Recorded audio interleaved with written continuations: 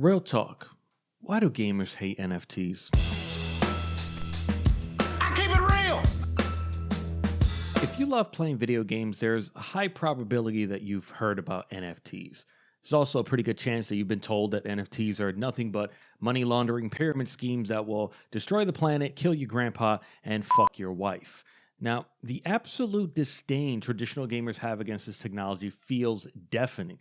Jason Schreier from Bloomberg writes, quote, "I've been covering the video game industry for nearly 13 years. I've watched buzzy trends come and go, from Farmville clones that analysts said would destroy consoles to virtual reality headsets that promise we'd never look at a television again, but I've never seen a gaming trend inspire as much vitriol as non-fungible tokens."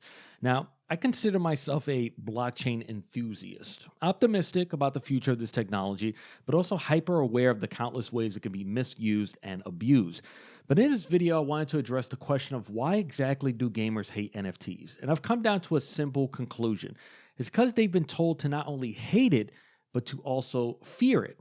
Now, let me explain. NFTs in relation to gaming are a tool, just like any other previously introduced into our industry, but most gamers aren't being introduced to the tech itself. Instead, they're being educated by people who have chosen to regurgitate outdated information and only show you the dark side of the blockchain. It's like if you had no idea what social media was and you went to a website you trusted and they told you social media is awful for the environment because it requires data centers around the world sucking up electricity 24/7 just so people can post dumb joke photos and scam you out of your life savings. You could see how that sounds pretty one-sided. See, every coin has two sides, but right now, many media outlets and content creators have chosen to show viewers just one side of the coin, and I like to use Kotaku as an example. For those that don't know, Kotaku, they're known as the website that turned a story about a simple Halo oddball glitch into a declaration that every Harry Potter fan is transphobic. Now, every article they've published about NFTs shares the same voice of disdain, and it's one that not only hates NFTs, but refuses to show you the other side of the coin because doing so would impact their point of view. Here's an example. Last November, Kotaku published this article titled, "Someone Right-Clicked Every NFT in the Heights of the Century. A unique performance art project shows just how useless NFTs can be." And it highlighted a project created by Jeffrey Huntley, who hosted a 20 terabyte torrent containing every NFT available through the Ethereum and Solana networks. But in this article, Kotaku omitted key points that seem to have been left out because it doesn't support the NFTs are stupid agenda. Actually, right below in the comments, a user by the name of Stackman writes, quote, "Is there any reason why you seem to willfully disregard the artist's actual point mentioned in the gist you linked to?" In which the artist believes there is utility here while simultaneously mentioning the inefficiencies of current NFT storage, which was more or less one of the main reasons he decided to build the site. But highlighting this nuanced take from the creator goes against the story Kotaku is trying to tell you. The reality of that entire situation was the NFT community actually loved this project as a form of preservation. Jeffrey highlights this himself on his website, stating, quote, "From what I've seen, many artists are quite happy with the website." And ironically, NFT collectors soon discovered that the creator of NFT Bay, Jeffrey Huntley, has been transacting NFTs himself. These amazing images called Dapper Dinos. Not only that, NFT collector Vincent Van Doe jokingly minted his image of the site, which sold for $15,000 for some reason. Jeffrey Huntley then minted an image of the image and made about $1,500 from that. Now, he did know that this money would be donated to Outreachy, which provides internships and open source, which was pretty nice of him to do. But you see, Kotaku updating the story and showing you the NFT Bay creator participating in the same thing it seems he is trying to mock would go against the narrative. It happens again in this article that details Ubisoft Quartz, where the author writes, quote, "The program relies on Tezos, a proof-of-stake currency that claims to be energy efficient. However, I suspect 600 hours of running your console or PC is using up a nice chunk of energy." Now, 600 hours is equivalent to 25 days, so the implication that someone would run Ghost Recon Breakpoint for 600 hours straight just to mint a single NFT is about as laughable as it is impossible, since claiming that digit was a limited time offer. offer. But I want to focus on the sentence detailing how Tezos claims to be energy efficient. You see, if this writer would have dove further into this claim, it wouldn't support the NFTs are bad narrative.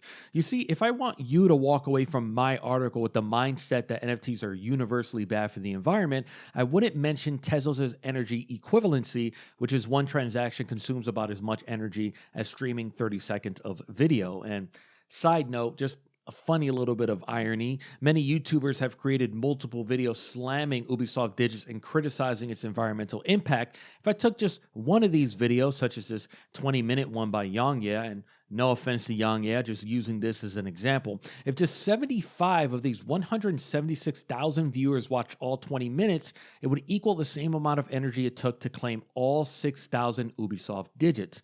Now multiply that by the crazy number of YouTubers doing the same, and it vastly exceeds the drop. I also wouldn't link to this PwC report, which details like in 2021, they discovered that the total annual carbon footprint of the Tezos blockchain is equivalent to the average energy footprint of just 17 global citizens. Now, look, you can criticize a report on Ubisoft's entry into this field. They should absolutely be scrutinized, but omitting its energy usage and continue to perpetuate that the company is seeking to burn a hole in the planet, gotta be honest, kind of feels like selective journalism to me. Another issue is any critic's core intent. Do they really care about the environment? Like, how many of these critics also use and praise cloud gaming, but never pointed out how it's currently way more energy intensive than local gaming? How many praise the amazing leaps in PS5 and Xbox Series X graphical technology, but also talked about the fact that they consume more energy than their predecessors? Microsoft Flight Simulator was critically praised, as it deserved to be, but I couldn't find a review that talked about its impact on the planet. A game where I can navigate a real-time 5-hour flight, keeping my PC or Xbox and TV or monitor on for 5 hours while playing a game that must be connected to servers around the world, constantly pumping 2.5 petabytes of data that I can also stream on Twitch for those 5 hours. And I'm not knocking people for enjoying what they love. I'm just saying, if you're going to talk to me about animal cruelty, you should be defending all animals equally, and you probably shouldn't be eating a bucket of fried chicken while you're doing it. It just feels like a lot of these environmental warriors are basically picking and choosing what to criticize and want to hold others to a standard they don't hold themselves to. One of my issues when it comes to speaking about this particular space is publications like Kotaku that don't allow an opposing view to sit at the same table. All this does is create echo chambers, which already exist on social media. If you follow and interact with Twitter accounts that do nothing but dump on this technology, the algorithm will never show you an opposing view because it would make you uncomfortable. And I, as a social media company, want you to remain comfortable and happy so you can sink hours of your time on my platform. In this sense, a lot of creators in this industry aren't talking about the tool itself or diving into the space. Instead, they're perpetuating nightmare scenarios in order to get you riled up about doomsday applications of this technology. Greg Miller of Kind of Funny Games recently had a very good take on this entire situation. Check it out. And I'm with you, Tim. Again, inherently, just by their very purpose, they're not bad. There will be a video game. There will be video games that use NFTs and blockchain technology for cool shit. And that we go, oh, that's blah. But right now it feels like exactly what you're talking about, of chasing buzzwords and chasing money. And clearly there's money in these hills, or at least in the speculative market there is, right? Because you've seen it before on other things. Then you see Ubisoft put out their NFT game and the market get flooded and nothing worked the way they thought it was going to. It seems like if you just chase the trend, it's not going to work. And that's the key. This is a tool that will absolutely be misused, just like any other tool introduced into the gaming industry. But painting a future where titles will all become play to win or play to make money pseudo jobs and fans will have no control over it is preposterous. It's like me telling you how fire is used to destroy and telling you about how fast it spreads while completely omitting all of its positive, responsible applications. Now, to circle back on that Jason Schreier quote from earlier in the video, he brought up fears that were never realized, combined with this feeling that this is the angriest gamers have ever been. And I kind of agree and disagree. For example, the DLC implementation that began around 2006 caused the same sort of doomsday scenarios to kick to the surface. But the anger didn't feel deafening because we didn't have social media back then. But I worked at GameStop during the horse armor era and consistently heard about the future of games being about buying a $50 game and then having to pay $10 for armor, $5 for a sword, and a quarter per potion. It was about as common as Nintendo is going to go bankrupt because, some theories never die. Now, looking back at those early days, you can definitely find companies that abuse the system, such as selling what were essentially keys to content that already shipped on a disc, like what Capcom did with 2012's Street Fighter Cross Tekken, where 12 additional fighters were shipped on a disc, but fans would have to pay an additional $20 to access them, to which their amazing defense was, and I quote, "I understand the reaction, but Street Fighter Cross Tekken is a damn fun game." See, this is why gamers don't trust companies, and rightfully so, because they'll always test what they will be allowed to get away with, and sometimes gamers let them get away with a lot. For example, the internet allowed developers to patch bugs and balance the game after shipping, which was an amazing innovation, but now developers use it to sell us unfinished games that they just promise to fix later. See, it's easy for people to tell you that all of this will lead to more games becoming play to win, but nothing is stopping AAA developers from doing that right now. Matter of fact, some already are. EA and FIFA's Ultimate Team system are absolutely pay to win, but it also generated them $1.62 billion last year and actually made up an insane 29% of their annual revenue. EA has no reason to stop because their players keep buying, but this doesn't mean that gamers have zero control over predatory practices. All we have to do is look at the disaster that was Star Wars Battlefront 2. EA attempted to turn this game into a pay-to-win microtransaction shitstorm that exploded right in front of their faces. The overwhelming amount of negative press and low sales, combined with a very real possibility that it would affect their future relationship with Disney, not only caused EA to revamp the entire game, but it's also given them microtransaction PTSD. Check out this E3 2018 clip where they had to tell the audience that Anthem would not be play to win, to resounding applause. We are going to have some cosmetics and vanity items that you'll be able to purchase, but you're always going to know what you're going to buy before you spend any money on it. So no loot boxes, no ability to pay for power. So that means no ability to spend money on gameplay advantage at all within Anthem. Quick side note, why are you clapping for this? But then they did it again in 2019 to remind fans that Jedi Fallen Order would have no microtransactions and loot boxes. And just last year, they made sure to point this out for the Dead Space remake. Essentially, not nickel and diming players has become a marketable feature for EA. Now, another example were loot boxes, which by and large were rejected by gamers alongside threats of regulation, which forced companies to build a better mousetrap. That mousetrap was battle passes. While originally crafted by Valve, its modern implementation was popularized by Fortnite, and just like any other tool that came before it, there are ways for companies to exploit gamers, but the majority of publishers never have. You see, most battle pass integrations involve a free tier alongside a paid one, so this new monetization stream was deemed mutually beneficial for both parties. Gamers preferred them over loot boxes because they were transparent, you knew what you were getting before you bought in, you didn't receive items out of pure chance, and it encouraged players to return via challenges that allowed them to earn cosmetics. As for companies, it turns into a much more secure expected stream of income compared to loot boxes, and it incentivizes players to return and play in order to complete the pass.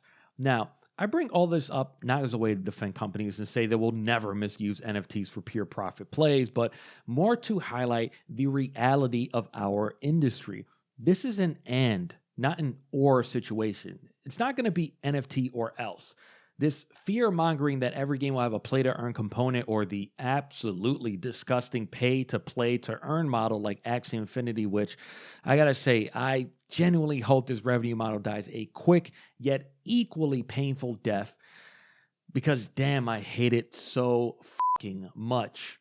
See, all of this fear reminds me of the single-player threat we've been hearing about for over a decade now. You remember that? Stories of how downloadable content and microtransactions will forever destroy single-player games. And yet every single December, we gather around and discuss the greatest games of the year, and the overwhelming majority of them are these amazing single-player narrative adventures that require a single ticket purchase for entry. Matter of fact, if you look back at the past 8 Game Awards, out of 44 Game of the Year nominees, only 7 were predominantly multiplayer, and only 1 has won it all, which was Overwatch.